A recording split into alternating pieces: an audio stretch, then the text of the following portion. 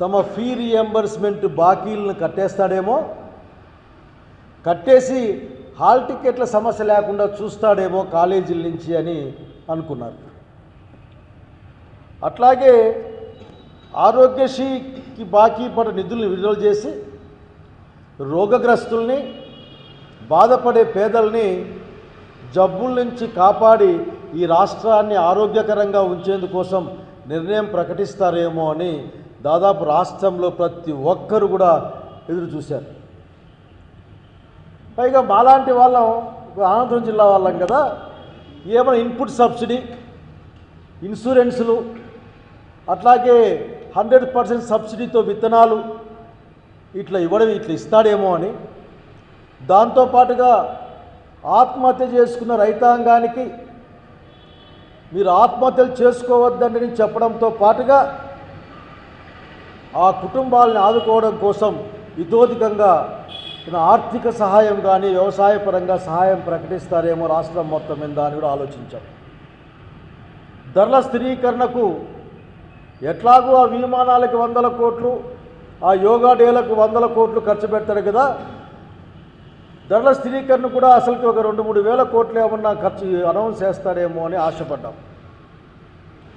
అంతేకాకుండా 2 సంవత్సరాలు అయిపోతా వస్తుంది. ఇంకా ఆయన మేనిఫెస్టోలో చెప్పిన విధంగా నిరుద్యోగ భృతి ఏమైనా 1500 రూపాయలు ఇస్తారేమో అని నిరుద్యోగ యువకులు అందరూ వెయిట్ చేశారు. దాంతోపాటుగా పెన్షన్కి 50 ఏళ్ళు దాటిన ప్రతి ఒక్కరికి 4000 రూపాయలు పెన్షన్ ఇస్తా అని చెప్పి ఆ పెన్షన్ డబ్బులు అనౌన్స్ చేస్తారేమో. ఎందుకంటే చంద్రబాబు నాయుడు గారు పెడుతున్న ఆఖరి ఈ సంవత్సరానికి మీటింగ్ కదా అని అనుకున్నారు. కానీ ఏ ఉపయోగం లేదు. అతను ఏ విధంగా వంచన చేస్తాడో, ప్రజల్ని వంచించి అబద్ధాలు చెప్పి మొహం చాటేసుకొని వెళ్ళిపోతాడో, అదేవిధంగా అతని ప్రవర్తన నిన్నటి నుంచి ఉందని చెప్పడానికి బాధపడతా ఉన్నాం. నిజంగానే ఎంత బాధేస్తుందంటే ఇటువంటి అతన్యా ముఖ్యమంత్రిగా ఎన్నుకోండేది ఈ రాష్ట్ర ప్రజలు అని. కానీ ఇంతకుముందు వస్తూ ఉంటే ఆ బస్టాండ్ దగ్గర జనాలు మాట్లాడుతూ ఉన్నారు, జనం ఓట్లేసిన ముఖ్యమంత్రి అయితే జనం కోసం పనిచేస్తాడు సార్, ఏం చేద్దాం మన టైం ఇట్లుంది అని చెప్పాడు ఆయన. ఒక ఆయన పాపం, అంటే ప్రజల్లో అభిప్రాయం ఉంది చంద్రబాబు నాయుడు గారు జనం కోసం మీరు పనిచేయడం లేదంటే జనం మీద మీకు నమ్మకం లేక, జనం ఓట్ల మీద కూడా నమ్మకం లేక మీరు ఇష్టానుసారం రాజ్యం చేస్తూ ఉన్నారని ప్రజలు బస్టాండ్లలో మాట్లాడుకుంటూ ఉన్నారు. మీకు చెప్తా ఉన్నాం, దయచేసి ఆ ఆడపిల్లకి సరే ఇండ్లలో గ్యాస్ సిలిండర్లకు ఇచ్చిన ఆ డబ్బులన్నా ఇవ్వండి, అది కూడా మాట్లాడలేదు. ఎప్పటిలాగే మీ దోపిడీ బుద్ధిని బయటపెట్టారు. మీరు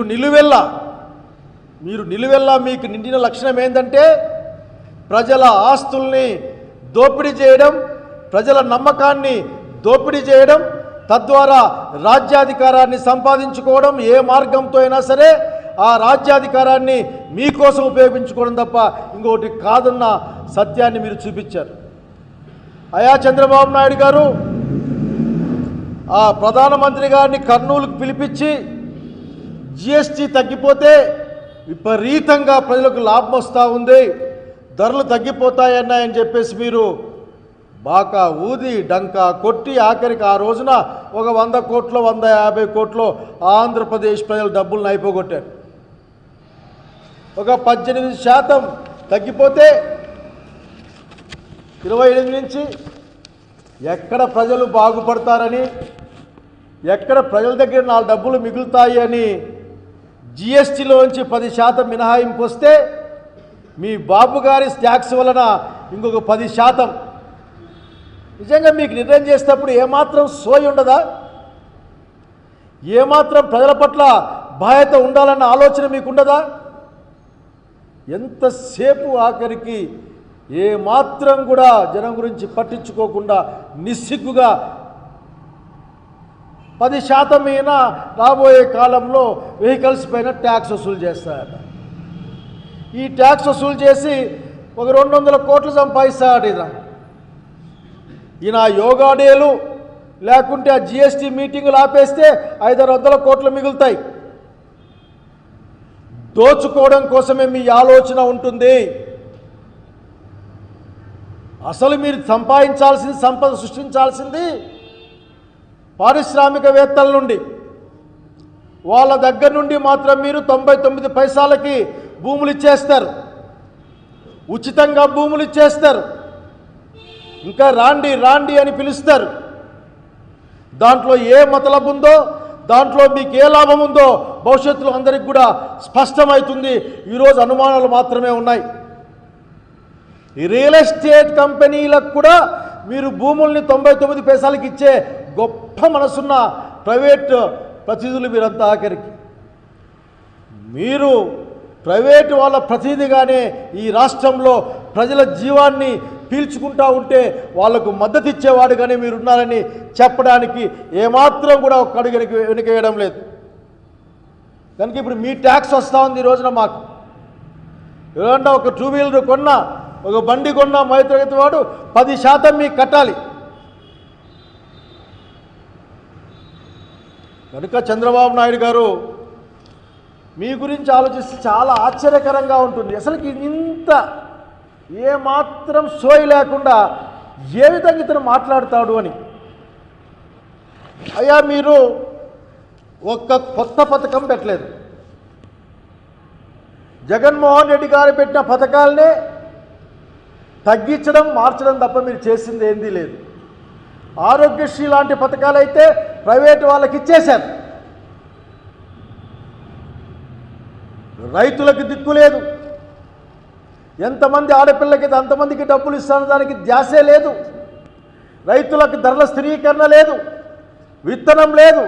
యూరియా కోసం కూడా బ్లాక్లో కొనుక్కునే పరిస్థితి, యూరియా కోసం మైళ్ళకు దిక్కులు పెట్టుకునే పరిస్థితి. ఇప్పుడు మీరు పన్నులు వేయడమే. చంద్రబాబు నాయుడు గారు మీ కరెంటు రెగ్యులేటరీ వాళ్ళే చెప్పారు, మీరు దుర్మార్గంగా డబ్బులు వసూలు చేశారు, అన్యాయంగా ప్రజలను దోచుకున్నారు, ఎన్నికి కట్టండి అని. దాదాపు మీ నాయకత్వంలో 19,000 కోట్ల రూపాయల పైగా కరెంటు బిల్లుల్ని జనం పైన వేసిన మాట వాస్తవం కాదా? వెనక్కి కట్టమంటే మేము దాని ఏదో ఏదో అప్పులు ట్రప్పులో బ్యాకప్లో చేస్తారట వీళ్ళు. మన దగ్గర అయితే ముక్కు పిండి వసూలు చేసే ఈ చంద్రబాబు నాయుడు వెనక్కి కట్టాల్సిన మాత్రం ఏమాత్రం మాట్లాడకుండా ఆకాశంలోకి చూసే పరిస్థితిని కబడ్దారని చెప్తా ఉన్నాం. అంతేకాకుండా నాకు బాగా గుర్తుంది, చెత్త పైన పన్నేస్తే చెత్త ప్రభుత్వం ఇది, చెత్త నాయకులు అని చెత్త మాటలు మాట్లాడిన ఈనాటి చెత్త ప్రభుత్వమా? మీకో మాట చెప్పాలనుకుంటా ఉన్నా, మీరు చేయబోయేది ఏంది? చెత్తను మీరు కూడా వసూలు చేసుకుంటామని చెప్తా ఉన్నారు కదా.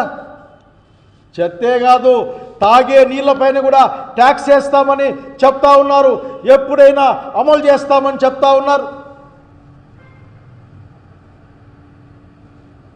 స్మార్ట్ మీటర్లు పెట్టాల్సి వస్తే అసలు మేము ఒప్పుకోమని చెప్పిన మీ కుమారుడు మిమ్మల్ని గుర్తెచ్చుకోమని కోరుతా ఉన్నా.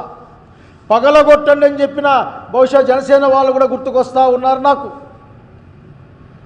మరి ఈరోజు స్మార్ట్ మీటర్లు అమలు చేస్తామంటున్నంటే ఏ అదానికో ఏ అంబానీకో ఏ విధంగా లొంగిపోయారో కూడా చెప్పాల్సిన అవసరం ఉంది.